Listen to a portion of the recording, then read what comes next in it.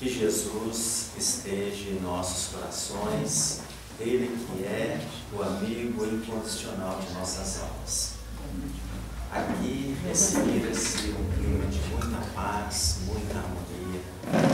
E eu peço aos Espíritos que coordenam os trabalhos desta casa, que me aclarem o entendimento, que me inspirem para que eu seja um bom intermediário quando tudo aquilo que deva ser veiculado nesta noite.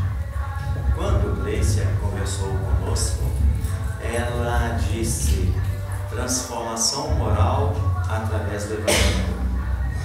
E esse tema, transformação moral através do Evangelho, tem tudo a ver com aquele capítulo do Evangelho segundo o Espiritismo, que é sede perfeitos. Nós não conseguiremos a nossa transformação se não estivermos constantemente buscando essa perfeição. Vai ser meio difícil para vocês lerem aqui, né? Porque está pequeno. Quem quiser chegar um pouco para frente, poderá ajudar um pouco, né? Mas, vejamos, nós temos ali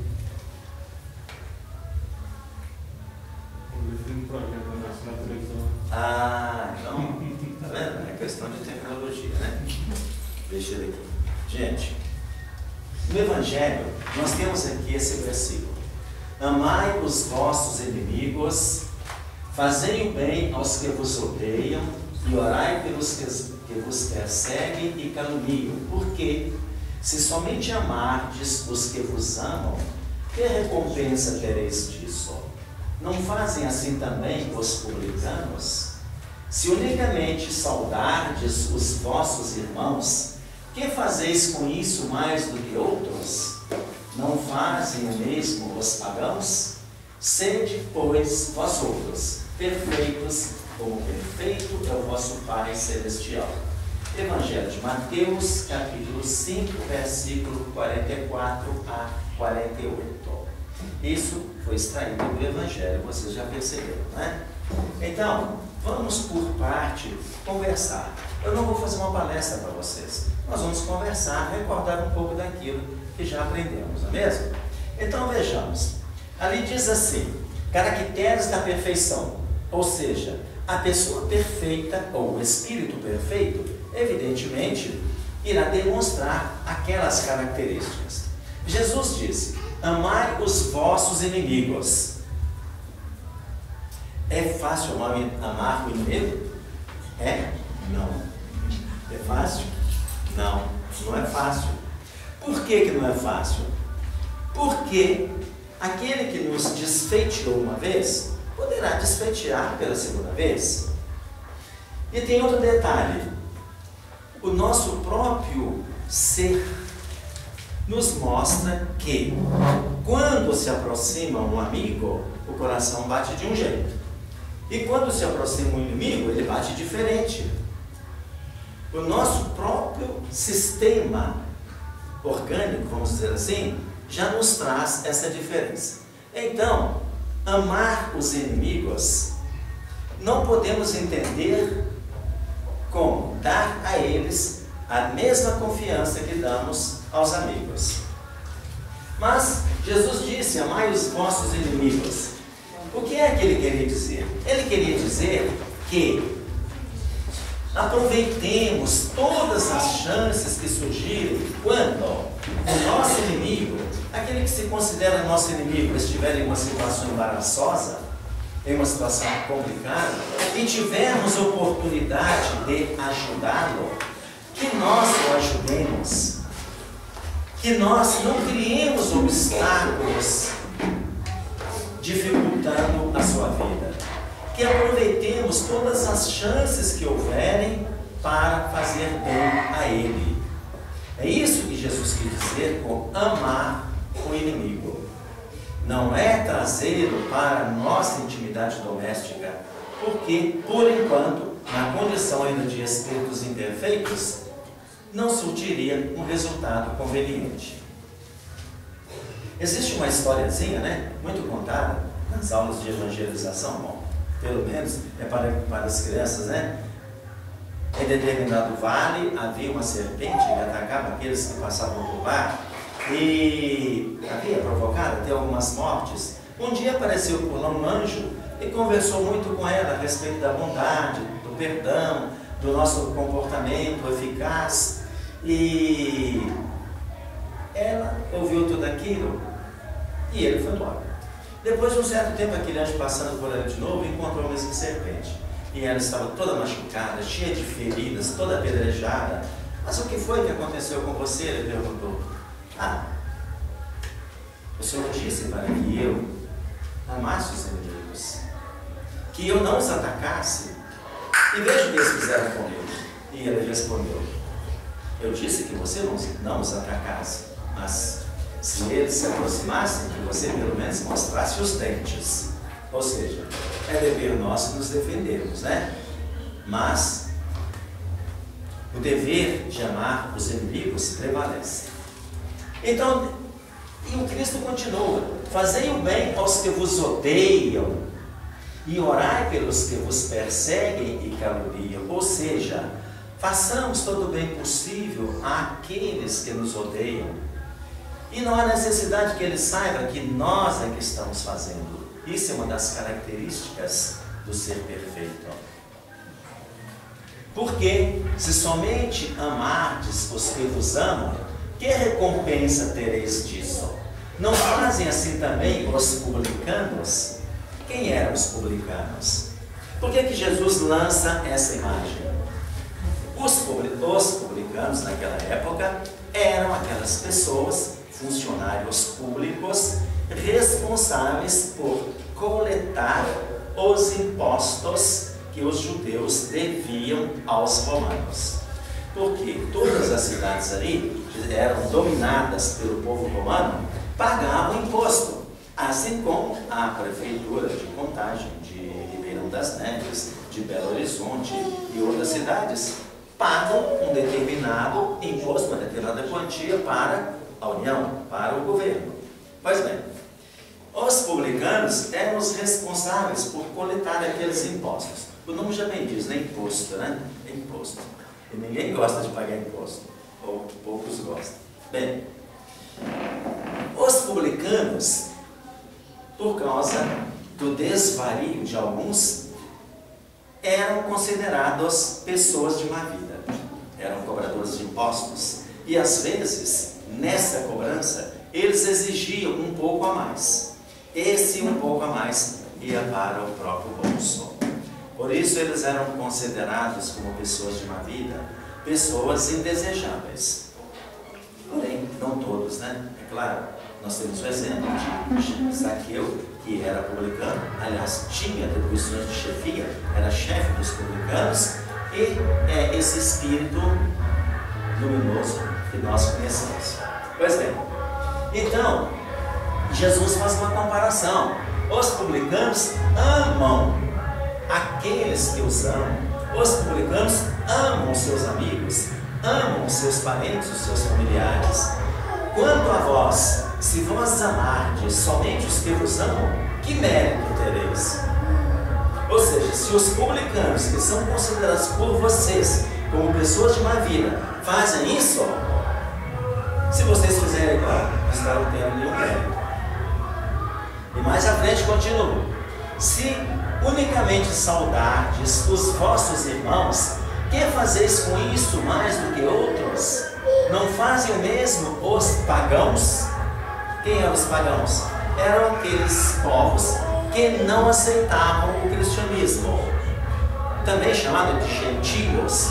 Tanto que depois Paulo, o apóstolo, foi pregar o evangelho lá na terra deles. Por isso Paulo é chamado de o apóstolo dos gentios também, né? Então os gentios, ou os pagãos, que não aceitavam a doutrina de Jesus, amavam os seus amigos, os seus parentes, os seus familiares. Jesus, ensinando para aqueles que o seguiam, estava querendo dizer: se vocês fizerem igual àqueles que não aceitam a nossa doutrina, a minha doutrina, que mérito vocês terão? Eles já fazem isso. E terminando, Jesus arremata de uma maneira fantástica: sede, pois, vós outros perfeitos, como perfeito é o vosso Pai Celestial. E agora vem uma questão muito interessante. Em muitas passagens, Jesus disse que Ele era Filho de Deus, que nós todos somos filhos de Deus, que Jesus é o nosso irmão mais velho, que Ele era o nosso irmão maior. Né? Não tem passagem onde diz isso? Que Jesus é o nosso irmão mais velho? Que Ele era Filho de Deus? Ou é Filho de Deus? Mas vejam que coisa curiosa. Ele diz ali: sede perfeitos, como perfeito é o vosso Pai Celestial. Sede perfeitos, como perfeito é o vosso Pai Celestial. Por que ele não falou sede perfeitos, como perfeito é o nosso Pai Celestial? Curioso isso, né?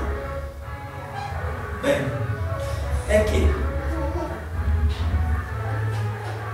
embora o Pai seja único, a maneira de compreendê-lo é diferente. Jesus, com todo esse conhecimento, já naquela época, entendia Deus de uma maneira muito mais profunda do que nós. Nós, quando estudamos o livro dos Espíritos, encontramos lá os atributos de Deus, em um dos capítulos. Está na primeira parte, né, do livro dos Espíritos.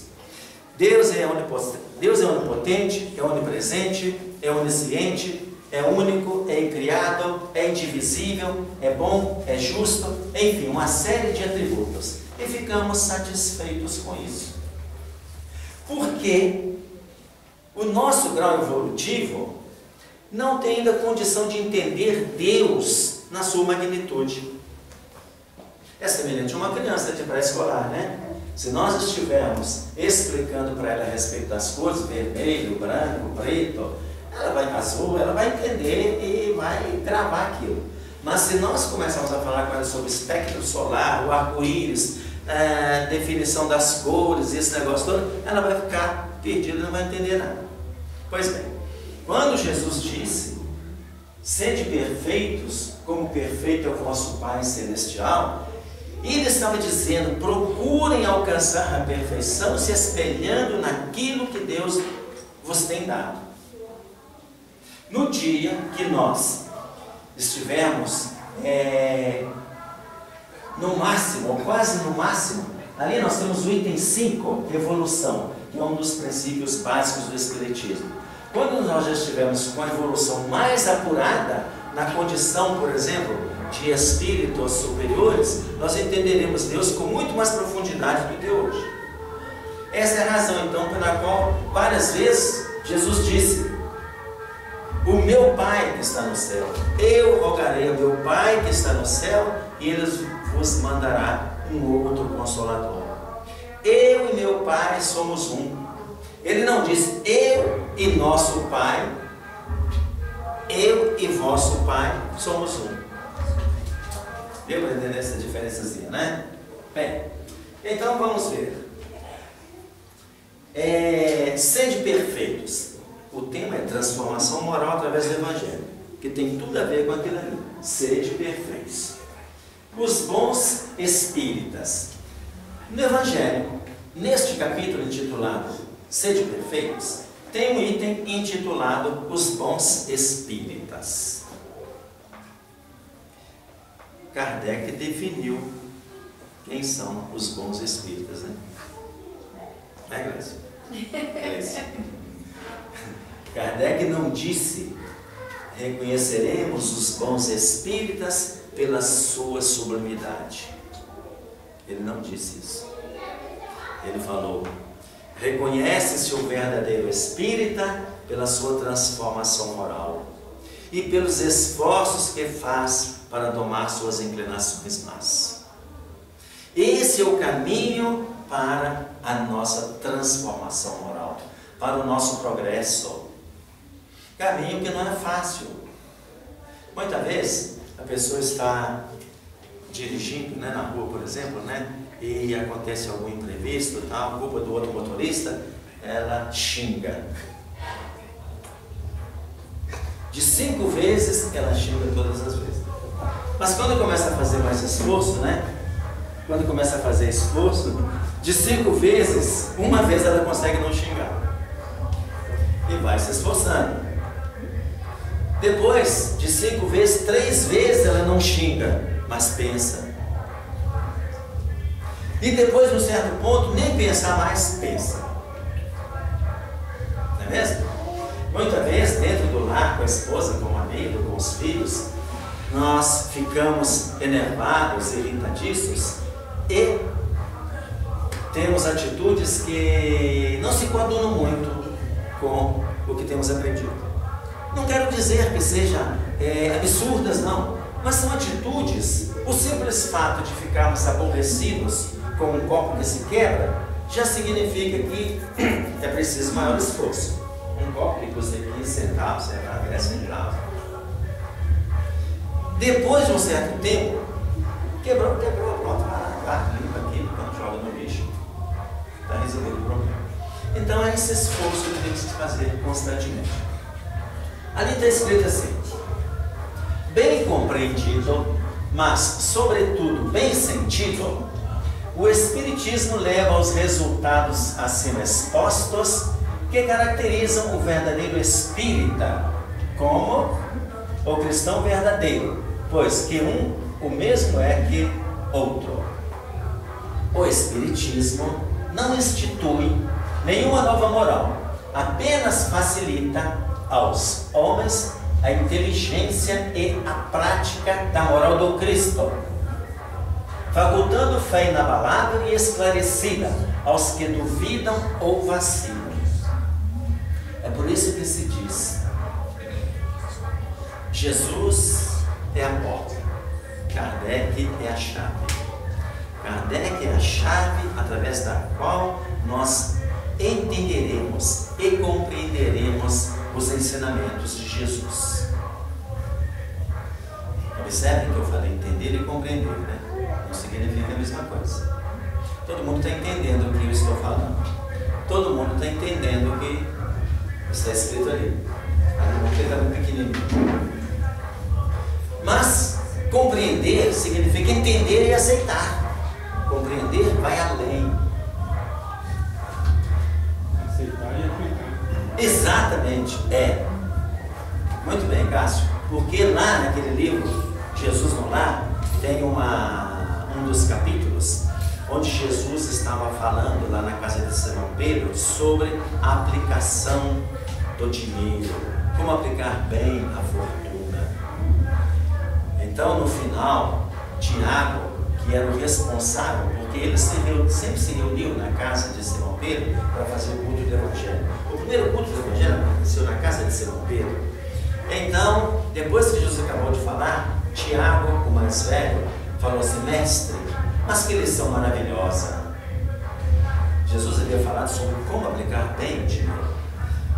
Então Jesus olhou para ele, olhou para todos, com um sorriso nos lábios e disse: sim, mas somente para aqueles que tiverem olhos de ver e ouvidos para ouvir. Ou seja, ele queria dizer que nem todos compreendem os ensinamentos evangélicos. Esse olhos de ver e ouvidos para ouvir significa isso: é assimilarmos esses conhecimentos e aplicarmos esses conhecimentos. Vejamos um exemplo. Nós estamos falando de transformação moral. Antigamente, hoje já não é tanto, mas antigamente, digamos há 60 anos atrás, 50 anos atrás, quando desencarnava um parente, pai, mãe, filho, nos velórios, nos sepultamentos, era uma situação quase caótica. Pessoas desmaiavam, pessoas passavam mal, pessoas batiam a cabeça na parede, desgrenhavam os cabelos. Hoje já mudou muito. Já mudou muito. Agora, se um espírita aprende tudo isso que o Evangelho nos fala sobre perda de pessoas amadas, mortes prematuras, prejuízos financeiros, ingratidão, traição, hediondez. Aprende tudo isso e continua agindo tal qual agia 100 anos atrás, significa que não aprendeu nada. Alguns poderão até dizer, mas os espíritas dos velozes não choram. Choram sim, choram, mas é um choro equilibrado, é um choro com resignação, com dignidade, porque o espírita tem que saber que o que morre é o corpo físico, nós somos espíritos imortais. Bem, então, transformação moral. O Espiritismo não institui nenhuma nova moral, ou seja, o Espiritismo não trouxe nada de novo, além daquilo que Jesus veio falar. Tudo que Jesus falou é o que o Espiritismo fala para nós hoje. Mas ele facilita o nosso entendimento. Ele facilita o nosso entendimento. Nós temos hoje condições de entender melhor por que uma criancinha desencarna em tenra idade. Na época de Jesus não poderia explicar isso. O povo não entenderia, não aprenderia. Hoje nós entendemos por que os valores morais são realmente o verdadeiro tesouro. Hoje, o Espiritismo nos dá a condição de entender que nós, sendo espíritos imortais, temos condição de, uma vez estando do lado de lá, continuar estudando, aprendendo, trabalhando, amando, alegrando-se com aqueles que estão no corpo físico. O Espiritismo nos faculta essa possibilidade de entender e compreender melhor esses ensinamentos.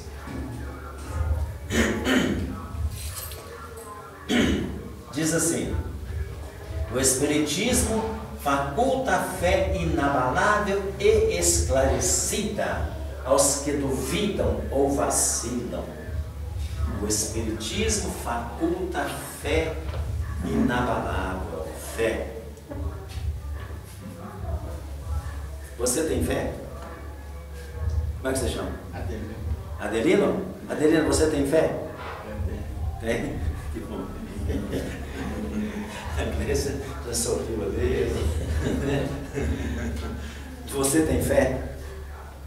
Meio abalado, mas tem Um pouco abalada, mas tem, né? Pois é. Então, definição de fé. Fé é o sentimento que nos leva a acreditar em tudo sem maiores perquirições. Essa é a definição geral. Quem é que testou a resistência desses cadeiras antes de sentar? Ninguém, então não chegou, foi sentar. Esses são mais resistentes. Por quê? Por quê?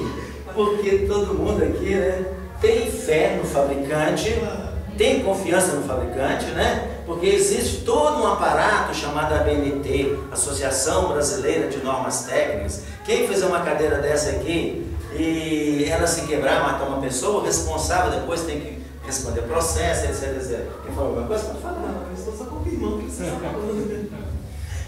Bom, quem veio para cá de ônibus testou a competência do motorista antes de entrar no ônibus ou quando entrou? Não.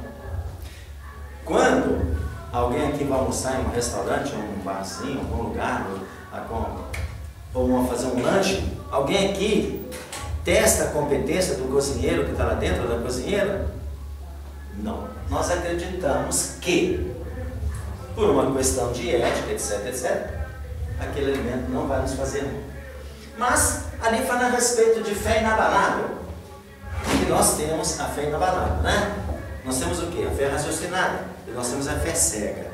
Durante muitos anos nos guiamos pela fé cega. Ah, você não pode fazer isso não, porque Papai do Céu castiga. Ah, você, se rezar, Deus vai te perdoar. Perdoar de quê? Se Deus vai nos perdoar de alguma coisa, o perdão pressupõe uma ofensa anterior. E Deus não se sente ofendido com os nossos deslizes. Deus não castiga, nem perdoa ninguém. Nós é que nos punimos a nós mesmos, porque as leis estão aí. Uma vez que nós violamos as leis, mais cedo ou mais tarde, seremos alcançados pelas leis. Para que promovamos a nossa transformação moral, é necessário, então, que cumpramos essas leis. Quais são essas leis? As leis divinas. Bom, mas aí uma questão, uma pergunta, né? Uma pergunta. Essa, Gleicia, né? Essa é para você. É uma pergunta que não é fácil, mas também não é difícil.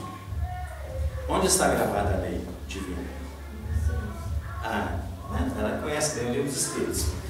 Na consciência. Kardec perguntou a eles: onde está gravada a lei de Deus? E eles responderam: na consciência de cada um. Então todo mundo sabe quando está fazendo uma coisa errada. Tenta enganar até a si próprio, mas todo mundo sabe. Bem, fé inabalável. Vocês querem ver um exemplo bonito? Tem um. Você, lê isso aqui para nós, por favor, sobre a fé, em voz alta. Tá pequeno? Aqui mora a fé, a sublime qualidade dos que jamais deixaram de acreditar na força superior do bem. Na força interior ou superior? Do bem, superior. Força superior do bem, né? Força superior do bem. Então, quando Emmanuel, naquele livro Paulo e Estevão, ele diz assim: após ter sido preso, o apóstolo Paulo foi metido em uma masmorra no Monte Esquilino. Ali ele passou uma noite difícil. Ele sentiu frio, fome e sede. 5:30 da manhã, mais ou menos, Paulo percebeu que a porta da enxovia se abria, um soldado entrou e ordenou que ele saísse.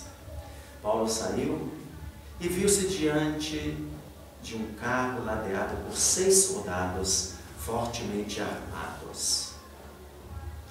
No horizonte longínquo, os primeiros raios de sol apareciam, anunciando um dia auspicioso. Amarraram-lhe as mãos, utilizando cordas grosseiras e modos asselvajados. Mais uma ordem, Paulo tomou lugar naquele carro, assentando-se entre os soldados que o olhavam, admirados de tanta serenidade e coragem. Os cavalos trotaram lépidos, como se quisessem espantar a friagem úmida da manhã. Quando atingiram a Via Ápia, no local onde se enfileiravam os cemitérios, o chefe da patrulha fez o carro parar e ordenou que Paulo descesse e desse 20 passos à frente. Paulo caminhou serenamente, embora no íntimo se recomendasse a Jesus, pedindo forças para aquele instante de testemunho supremo. Chegando ao local indicado, ele parou. O sequaz de Tigelino aproximou-se, desembainhou a espada e disse-lhe, em voz quase imperceptível: lastimo ter sido designado para este feito, e no fundo não posso deixar de lamentar-vos. Paulo ergueu a fronte enquanto lhe era possível e respondeu: não sou digno de lástima.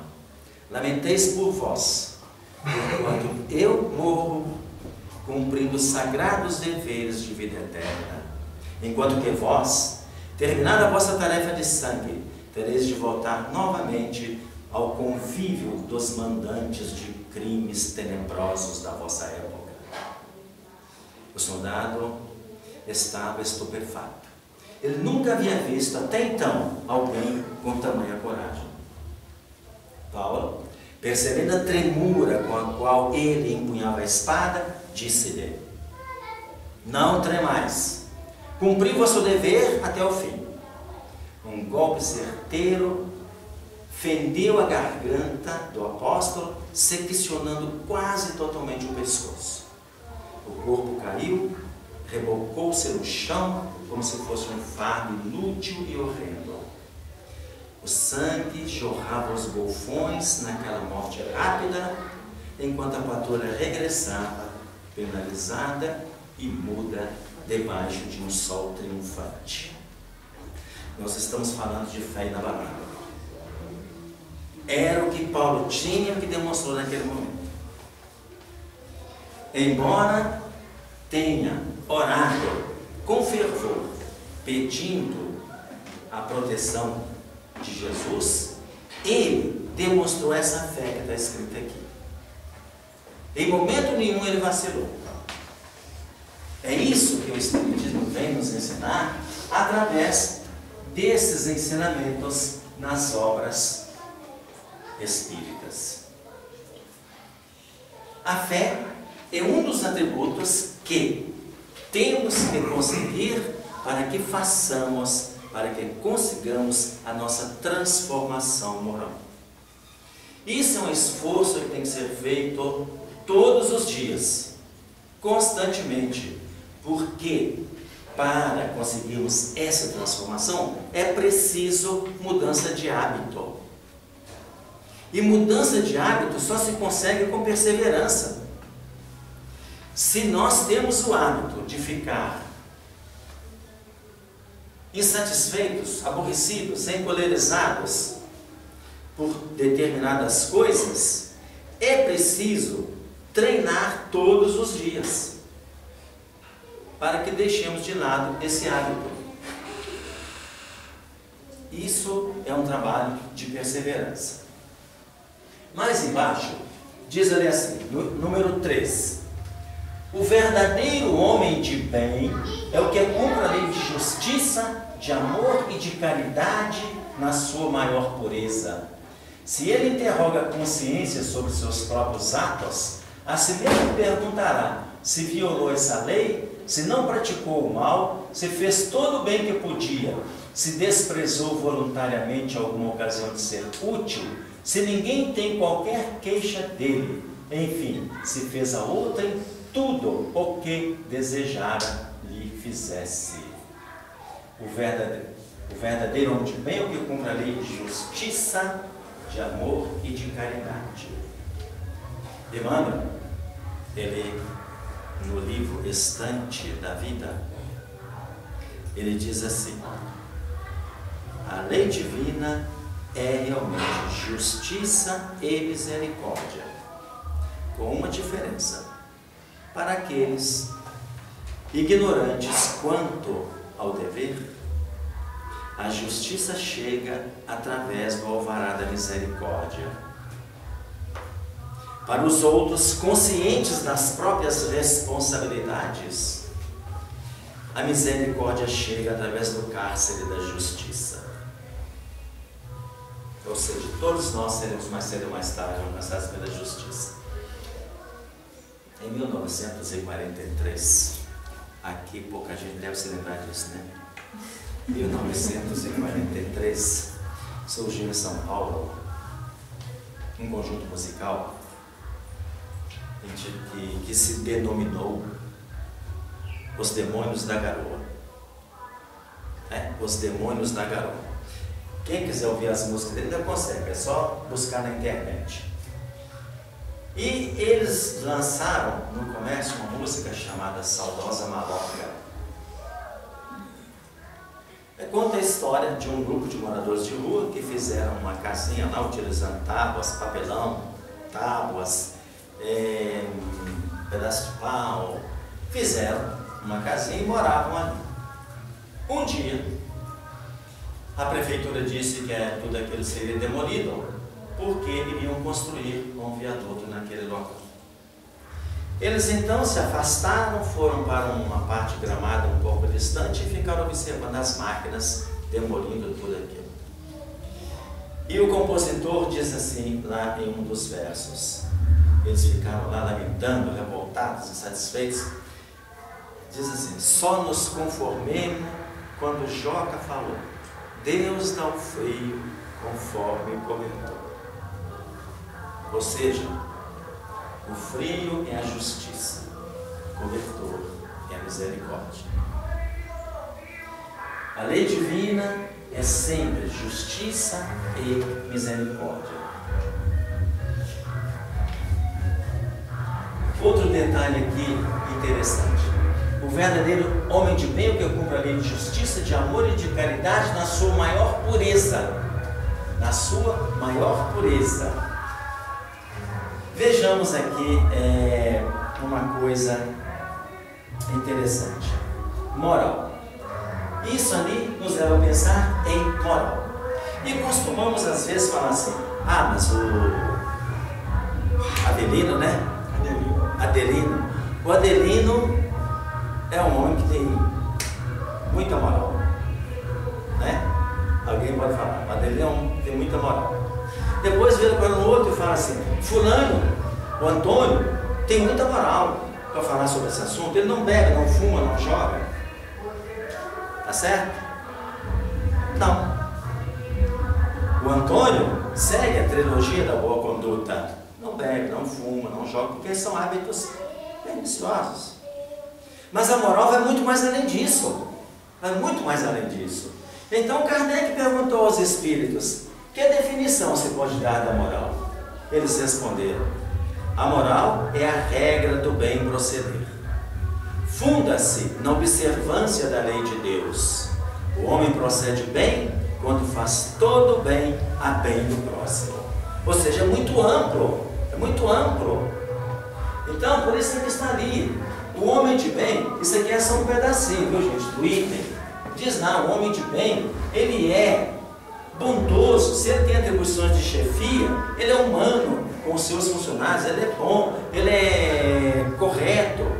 Se ele é subordinado, ele é humilde, ele é prestativo, ele é proativo nas suas ações. Fiel. Enfim, para que nós consigamos a nossa transformação moral, esse item 3 ali, o homem de bem, é uma alavanca à nossa disposição. À nossa disposição. Agora, quando lemos tudo isso no Evangelho, estamos tendo, nesse momento que estamos estudando aqui agora, ou em casa, nós estamos tendo um convite para que façamos uma autosindicância e perguntemos a nós mesmos: como é que eu estou me comportando dentro do lar? Como é que eu estou me comportando no ambiente de trabalho? Como é que eu estou me comportando no clube onde eu frequento com minha família, meus filhos, pais, etc. Como eu estou me comportando na instituição religiosa onde eu frequento? Como estou me comportando na via pública? É um convite para que nós façamos uma introspecção. Outra coisa interessante tem, né? Eu já vi aqui, né? Vamos ver qual que vai escrever no blog aqui. Quantas leis morais nós temos, né? Alguém lembra? O Evangelho nos fala assim das leis morais. Nós temos 10 leis morais. 10 leis morais. Bom. E ali fala a respeito de lei, justiça, amor e caridade. Lei, justiça, amor e caridade. Bom, se nós cumprirmos essa lei de amor, justiça e caridade, que é a 10ª, lá no Livro dos Espíritos tem todas elas, lei número 1, número 2, número 3, e a última é a lei de amor, justiça e caridade. Se nós cumprirmos esta lei aqui, nós teremos cumprido todas as demais. Porque a lei número 1, da lei de adoração, adorar a Deus. Da lei de sociedade, quem se comporta bem dentro da sociedade, obviamente, estará dentro desse contexto aqui, lei de amor, justiça e caridade. Da lei da igualdade, quem cumpre a lei da igualdade está dentro deste contexto aqui, que é a 10ª lei, porque essa 10ª lei é a coroação de todas as coisas. Então, nós, se queremos a nossa transformação moral, é preciso fazermos esse esforço. E nos recordamos de Santo Agostinho, o maior teólogo da Igreja Católica que o mundo conhece. Santo Agostinho, quem já leu a história dele, sabe que ele, vamos dizer assim, não era muito bento quando jovem, né? Até lá pelos seus 18, 20 anos, ele era muito arrojado, muito audacioso e tinha um comportamento que, até certo ponto, estava na contramão. Quando o rapazinho, quando o menino, ele gostava de furtar, gostava de mentir, etc, etc. Aos 18 anos se tornou pai, sem a custódia do casamento. Porém, a sua mãe, Mônica, ou Santa Mônica, como muitos dizem, tinha tanta fé na bondade e sabedoria divina que ela constantemente orava pedindo a Deus que ele fosse abençoado e que mudasse aquele comportamento. Um dia, eles mudaram para a Itália, porque moravam no norte da África, e ele conheceu Ambrósio. Alguns chamam de Santo Ambrósio. Ambrósio era um bispo, era o bispo daquela cidade, e ele ficou famoso porque era um orador eloquente, era um padre, um bispo fantástico nas suas exposições. E Agostinho começou a escutar falar de Ambrósio, foi ficando curioso, eu vou lá conhecer esse padre. Estão falando tanto dele que eu vou lá conhecer. Ele foi e ficou encantado com aquela missa que assistiu. Na próxima ele voltou. Depois voltou na terceira, na quarta, e aí ele fez a sua mudança, tornando-se esse baluarte da Igreja Católica. Mas Santo Agostinho, em uma das suas mensagens no Evangelho segundo o Espiritismo, diz que todas as noites, ao deitar-se, ele passava em revista aquilo que havia feito durante o dia. Procurava saber se havia ofendido alguém, magoado alguém, melindrado alguém. E se descobria que havia feito isso, no dia seguinte, ele fazia todo o esforço para agir de maneira diferente. E com esse exercício, ele foi conseguindo a sua transformação moral. Ou seja, é trabalho que tem que ser ali, constante. E não podemos ficar também magoados quando a gente lê alguma derrapagem, Quem é motorista aqui, pode ser um ótimo motorista, mas isso não impede que ele vai dar uma derrapagem, Quando a gente lê alguma derrapagem, não ficamos também remoendo a culpa. Mas eu fiz isso, mas eu não podia. É natural isso, mas é levantar com o firme propósito de não errar mais e continuar caminhando. Aqui nós temos a fotografia desse cavalheiro. O nome dele, Albert Schweitzer. Ele é um verdadeiro, ou melhor, foi um verdadeiro homem de bem, Não sei se está encarnado ainda, talvez até esteja,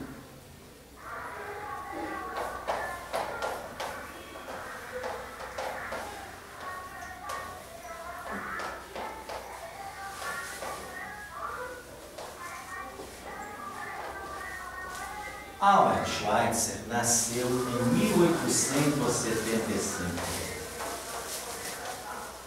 1875. Ele nasceu na Alemanha.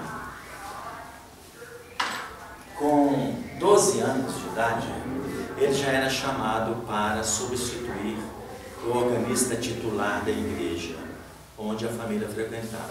Os seus pais eram metodistas. Aos 12 anos, ele já tocava música clássica e deixava os adultos encantados, porque os seus arrebatamentos musicais eram totalmente diferentes daquilo que as crianças da mesma idade faziam. Ele foi crescendo, sempre frequentando a igreja. Aos 18 anos matriculou-se na universidade. Aos 22 anos ele era doutor em teologia e filosofia. Foi para a França estudar música e também trabalhar.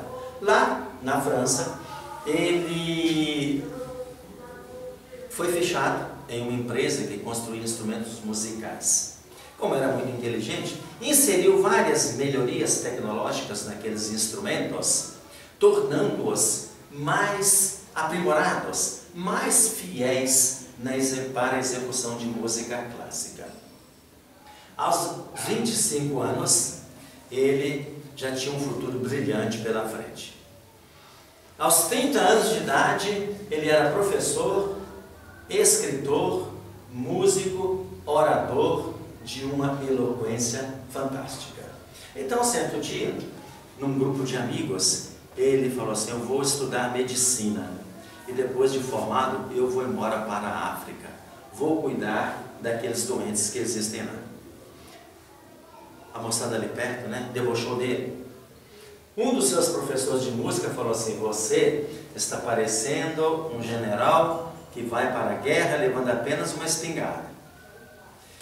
Ele matriculou-se na universidade, aos 36 anos concluiu o curso de medicina, depois de esforços enormes para poder conciliar o trabalho com os estudos. Casou-se com Helena Breslau, que lhe compartilhava os ideais, e foram embora para a África. Estabeleceram-se em uma região inóspita, muito difícil, nas margens do rio Congo, chamada Gabão. O primeiro consultório de Albert Schweitzer foi dentro de um galinheiro. Aparecia lepra, tuberculose, malária, difteria, doenças de todos os tipos. Ele tratava todos com o maior carinho. Em 1913, quando houve aquela guerra, ele foi preso juntamente com outros estrangeiros, sob suspeita de serem espiões. Ficou 14 meses no campo de concentração. E ele, conversando com seus colegas ali, falava da seguinte maneira: enquanto eu aqui estou preso sem fazer nada, milhares de pessoas estão morrendo por falta de cuidados médicos. Algumas pessoas acharam que ele, depois que fosse libertado, esqueceria o seu ideal. Enganaram-se. Terminou os 14 meses, ele foi libertado, estava mais encorajado ainda. Foi embora para a Alemanha, executou uma série de concertos musicais, fez uma porção de palestras e ganhou muito dinheiro. Pegou esse dinheiro e gastou tudo. Comprou equipamentos hospitalares, remédios, curativos, tudo que podia comprar. Voltou embora com a sua esposa para a África e construiu um hospital para leprosos em Lambaréné. Durante 5 décadas, ele cuidou daqueles doentes sem exigir nada. Sem exigir nada. Em 1952, ele foi chamado para ir aos Estados Unidos, porque um grupo de 18 pessoas, representando 18 países, na votação, concederam a ele o Prêmio Nobel da Paz. Então ele foi aos Estados Unidos, recebeu o Prêmio Nobel da Paz, voltou novamente para a África e continuou lá no seu hospital de leprosos. Em 1965, surgiu uma notícia que movimentou o mundo inteiro. Faleceu hoje, em Lambaréné, o abnegado médico alemão Albert Schweitzer, aos 90 anos de idade. Durante 50 anos consecutivos, ele cuidou com todo carinho, com todo amor, daqueles doentes nas regiões mais difíceis da África. Schweitzer morreu ouvindo os acordes da música de Bach, que ele tanto amava e executava com perfeição. E Johann Sebastian Bach é um dos mais famosos compositores de música clássica. É um verdadeiro homem de bem. Morreu aos 90 anos de idade. Bom, então, quem quiser fazer a conta, né? Quando foi? 1965, né? Somando, fazendo ali, vai dar 90 anos. Bem, gente, tudo isso é transformação moral. Tudo isso... Passou por 2 grandes guerras. Exatamente. Passou por 2 grandes guerras. Por 2 grandes guerras. E não se deixou abalar por causa daquilo, né?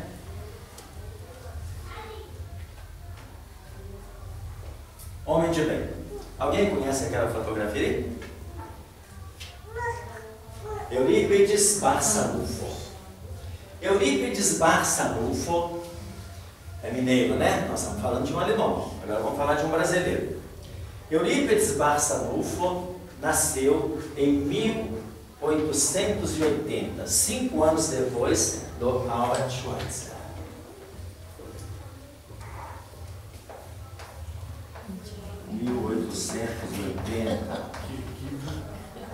1880. Esse 8 aqui, não precisa escrever que é o 8 não, né, gente? Não. Bem, Eurípides Barçanufo, ele nasceu em Sacramento, foi o criador do primeiro colégio espírita aqui no Brasil, o Colégio Allan Kardec, que existe lá até hoje.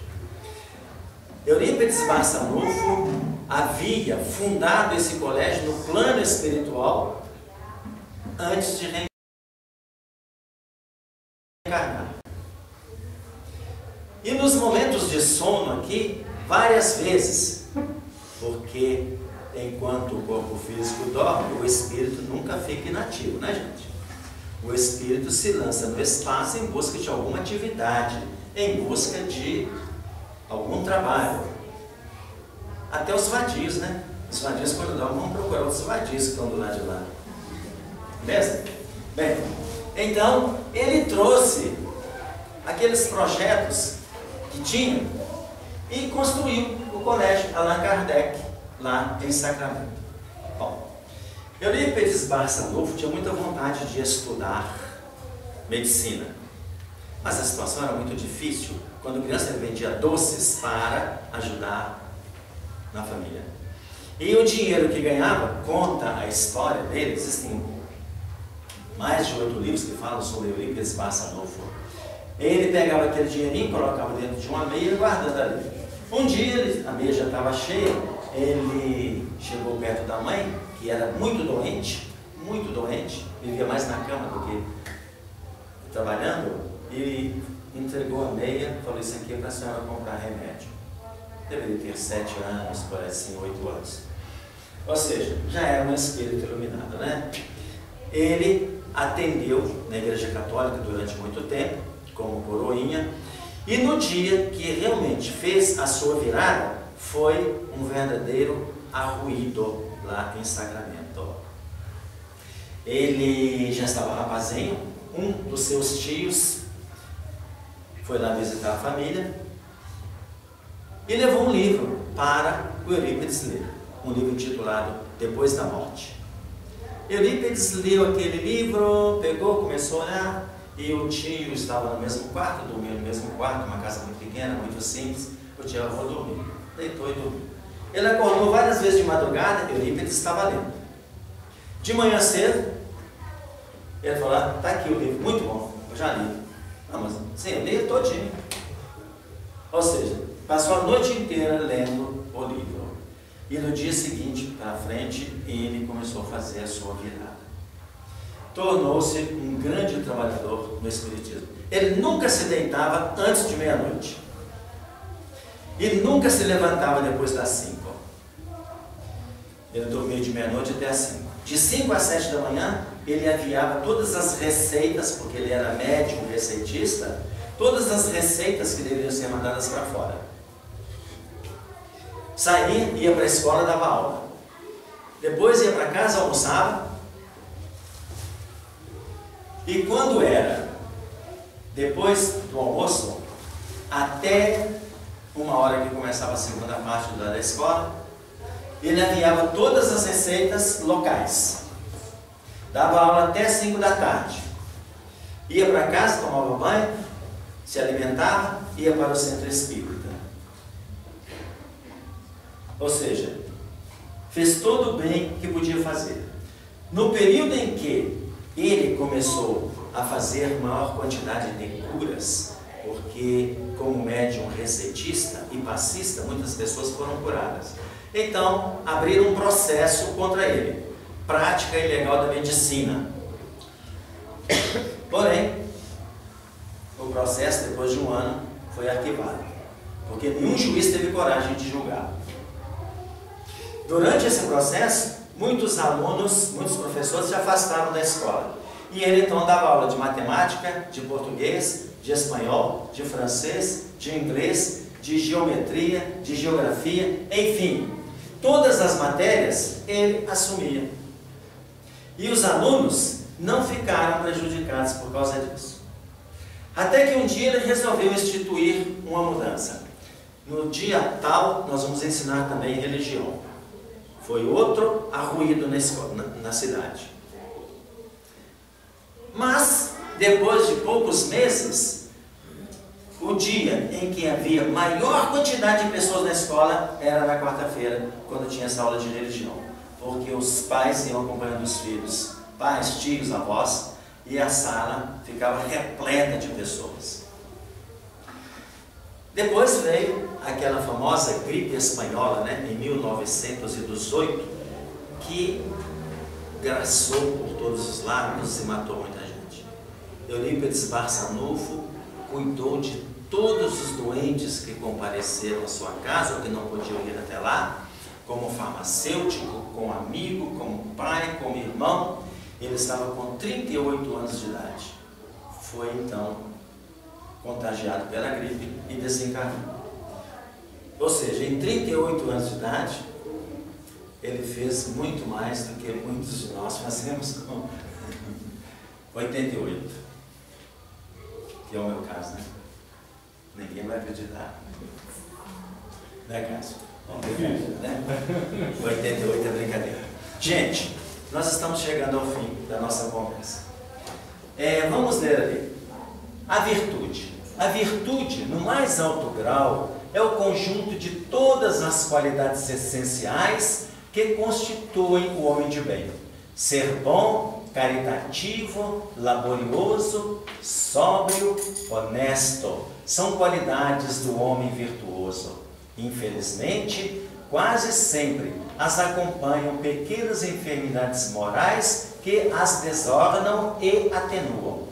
Não é virtuoso aquele que faz ostentação da sua virtude, pois que lhe falta a qualidade principal, a modéstia, e tem o vício que mais se lhe opõe, o orgulho. E para terminar, em o Evangelho tem um ensinamento lá que diz assim: mesmo as pequenas contrariedades que temos são produto do orgulho ferido. Mas eu te falei que quando eu chegasse no trabalho, né, eu queria aquela camisa assim, passado porque eu vou sair com ela. E a esposa não pode fazer, porque tem uma série de outros de trabalhos, não está pronto. Aí ele fica insatisfeito, produto do orgulho. Vamos fazer esse esforço, né? É muito difícil. Quem falar que reforma íntima é fácil, é porque nunca tentou. Mas nós teremos sempre a ajuda do nosso anjo da guarda, dos amigos espirituais. Agradeço a vocês a paciência de terem me escutado e peço a Jesus, amigo de todos nós, que dê força a todos que estão aqui, àqueles que dirigem esta casa, que se esforçam para que ela permaneça. Não nos esqueçamos de que antes que esta casa fosse erguida no plano material, ela já existia do lado de lá. Que Jesus então nos abençoe. agradecemos, né?